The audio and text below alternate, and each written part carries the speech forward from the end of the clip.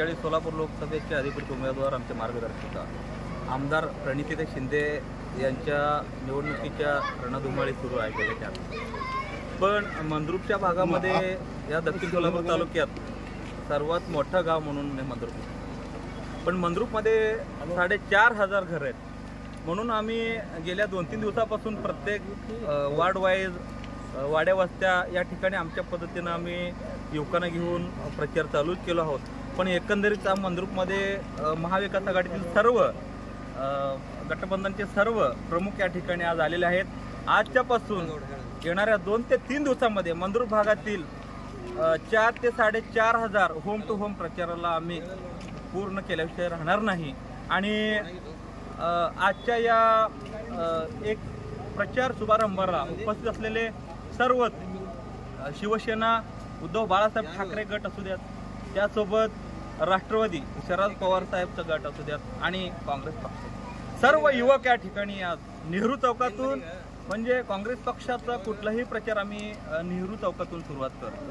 त्या विषयाने आम्ही नेहरू चौकापासून ते पूर्ण मंद्रुप भागातील प्रत्येक घरापर्यंत आम्ही स्वतः पोहोचणार आहे आणि आपण युवकांना घेऊन काम करणार आहे.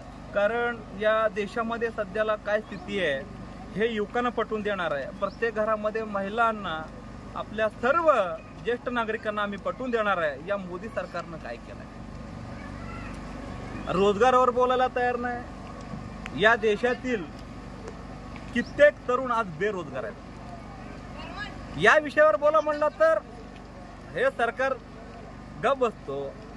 प्रत्येक भागामध्ये काहीतरी काम, काहीतरी वेगळं उठवायचं, जातीवरचं बोलायचं आणि युवकांना भडकवायचं. हे सरकार खूप दिवस चालणार नाही. येणाऱ्या काळात जर सर्वांना आव्हान करतो, आपल्या देशातील प्रत्येक युवकांना देखील यांनी एक युनिफॉर्म निवडतील.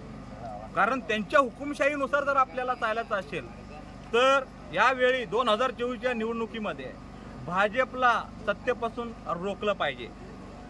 म्हणून मी आज मंद्रुपसह तालुक्यातील सर्व युवकांना, ज्येष्ठ मंडळींना विनंती करतो, या लोकशाहीला थांबवा आणि काँग्रेसला विजयी करा आणि प्रत्येक गावात होईल तितका जास्तीत जास्त होम टू होम प्रचार करून सोलापूरच्या लेकीला दिल्लीला पाठवा. एवढंच मी तुमच्या माध्यमातून सांगतो. धन्यवाद.